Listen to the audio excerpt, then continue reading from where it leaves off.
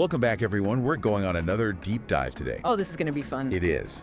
We are heading to ancient Egypt Right. to explore felines. Not just, the everyday house cat, Right. but how both cats and lions had this really interesting role in ancient Egyptian society. Yeah. Their beliefs, rituals, daily life. Yeah. It really is fascinating how these animals, especially cats, Yeah, became so central to their culture, really integral to their whole worldview. absolutely. And we've got a lot to uncover today. We do. A mix of museum insights and historical analysis to guide us. I, for one, am very excited. Me too. And you know me, I love those little, historical details that really make history come to life. Yeah. So, for instance, right off the bat, Okay. did you know that the ancient Egyptian word for cat, either mew or meat, Okay. sounded like a cat's meow? That's amazing. It's like their language itself Yeah. was reflecting this close bond they had with cats. But you're right. It goes beyond those linguistic echoes. Yes. Cats had a really practical role Of course. Yeah. in ancient Egypt. Yeah. They were masters of pest control, Absolutely. safeguarding homes and grain stores. Imagine losing all your grain. Oh, yeah. Huge problem Huge problem. in a society like that. So cats were, really valuable just for that alone. Definitely. Yeah. But looking at ancient Egyptian tomb paintings, Yes. it's clear that they weren't just seen as workers. Yeah. They were so much more than that. They were cherished companions. You see them in these paintings, lounging under chairs, chasing birds, even battling mythical serpents. With little daggers. With little daggers, can you imagine? Oh, yeah. It's so charming, but it really shows how I know. deeply they cared for these animals. They were a part of their lives. Totally. And those paintings really do offer a glimpse Yeah. into the everyday lives of ancient Egyptians. And it wasn't limited to the world of the living, right? No, not. That companionship. It seems that the ancient Egyptians believed Yeah. that the bond they had with their feline friends continued in the afterlife. Makes sense why archaeologists have found all these mummified cats. Oh, yeah. Countless mummified cats have been found in tombs, some even resting in their own sarcophagi. Like, wow. Mm. That's a testament to the depth of their belief in the afterlife. Absolutely. It shows us how important it was to keep those they loved close. Even in death. Even in death. And it actually goes even deeper than just, bringing your pet along. There's evidence that they believed humans could even inhabit the bodies of mummified cats in the afterlife. Whoa. Yeah, this blurring of lines between, human and animal existence Right. in their view of the afterlife, really fascinating. That's a fascinating concept. It's not a separation, but more like this interconnectedness. Yeah, exactly. It's not this hard line we might think of today. So how did the royals view cats? Did they share the same affection? Oh, absolutely. I mean, Yeah. ancient Egyptian royalty, they were trendsetters. And their love for cats elevated these animals to, I think, an even more special status. In what ways? Well, just imagine a pharaoh adorning their pet cat with gold and allowing it to eat from their plate. Like some modern-day pampered pet. Exactly. I mean, obviously commoners couldn't afford that. But they still found ways to express their reverence for felines, wearing jewelry with feline design. So they kind of mirrored their pharaohs in a way. Exactly. And it shows how that veneration for cats really permeated society, from the highest echelons to everyday life. So while commoners might not have shared a plate with your cat, Right. they still held them in high regard. It's fascinating how these beliefs transcended social strata. But let's talk about those divine felines. Yeah. The goddess Bastet comes to mind. Bastet, yes, she's essential Yeah. to understanding the spiritual significance of cats in ancient Egypt. You see, initially she was depicted as this fierce lioness, but over time she evolved into this more domestic cat goddess. And what's really intriguing is her dual nature. She embodies both the ferocity of a warrior protector and the nurturing qualities of a mother figure. Interesting. It makes me think about how we still see cats today. Oh, yeah. They can be these fierce hunters, but also incredibly affectionate companions. Right. And that duality was recognized and even celebrated in ancient Egypt. So they saw in cats Yeah. a reflection of the complexities of nature itself. Precisely. They respected their fierceness, but also loved them for their nurturing and fertility, often symbolized by images of mother cats with kittens. So it wasn't just about worshiping a cute animal. It was about recognizing the power and mystery embodied within the feline form. Exactly. We've established that cats had this really special place in the hearts and homes of ancient Egyptians.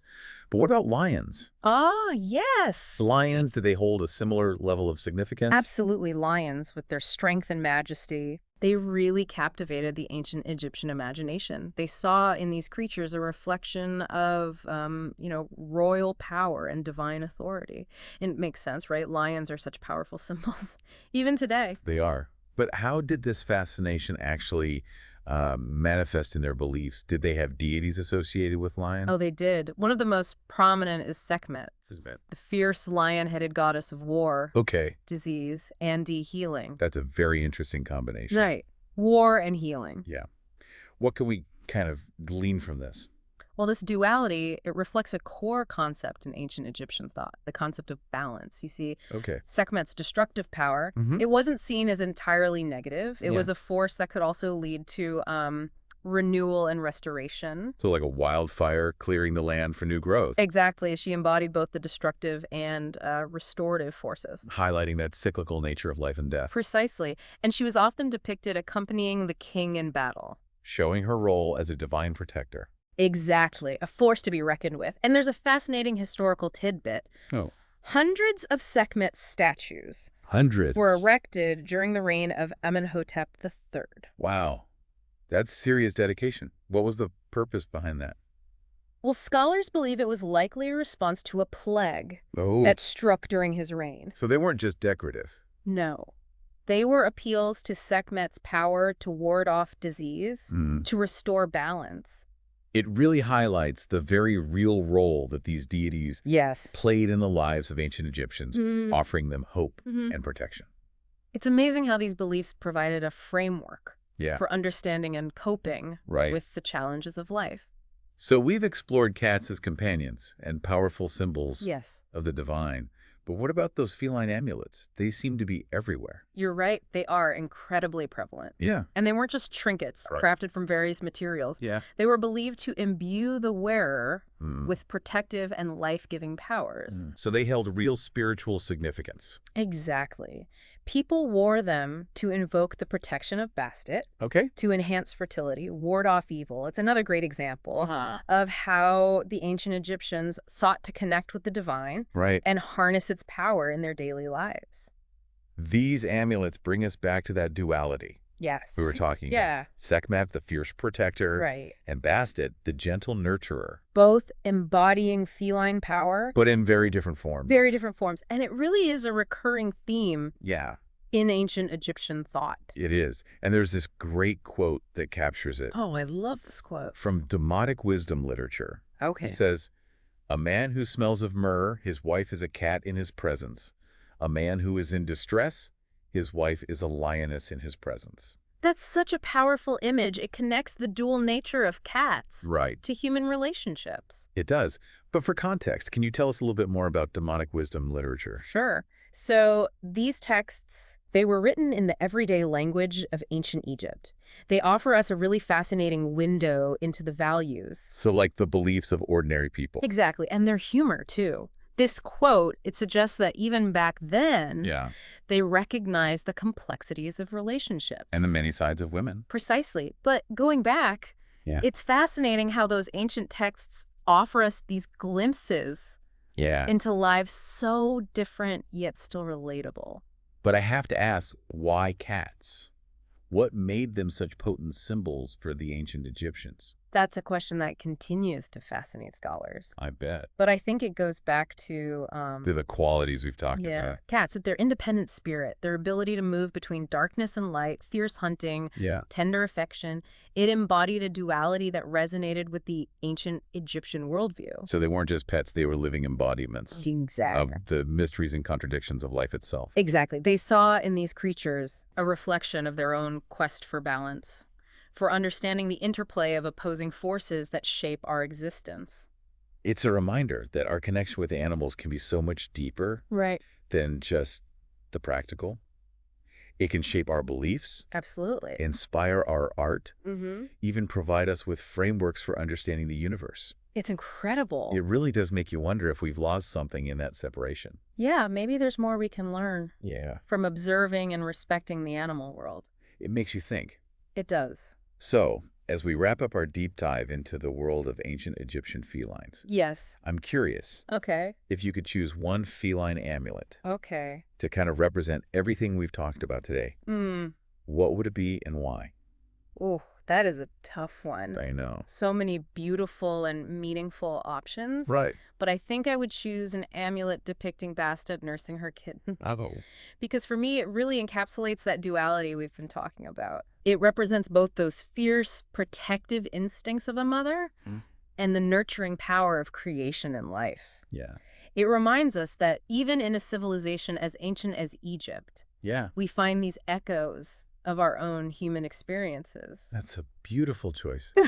And it does remind us that despite the vast distance of time and culture, there are these universal themes Yes. that connect us to these ancient peoples. Absolutely. We may not mummify our cats Right. or erect statues to lion-headed goddesses, Right. but we still seek meaning, purpose, connection in the world around us. Exactly. And just as the ancient Egyptians found those things reflected in the eyes of a cat or the roar of a lion, we can find them in our encounters with the natural world. It's about keeping that sense of curiosity alive, Yeah. that willingness to look beyond the surface Absolutely. and find meaning in the unexpected. Beautiful. What a beautiful thought to end on. It's been an incredible journey exploring the world of ancient Egyptian felines. It has. And I hope our listeners have enjoyed it as much as we have. I'm sure they have. If you're feeling inspired Yes. to learn more, I really encourage you to explore museum collections online Yes. or delve deeper into the mythology of Bastet and Sekhmet. There's a whole world of feline lore out there just waiting to be discovered. And who knows? Yeah. You might even be inspired to create your own feline amulet Ooh, that embodies your personal connection I love that. to these remarkable creatures. Thanks for joining us Thank you. on this deep dive. Until next time, keep exploring, keep questioning, and keep that spark of curiosity burning bright. Absolutely.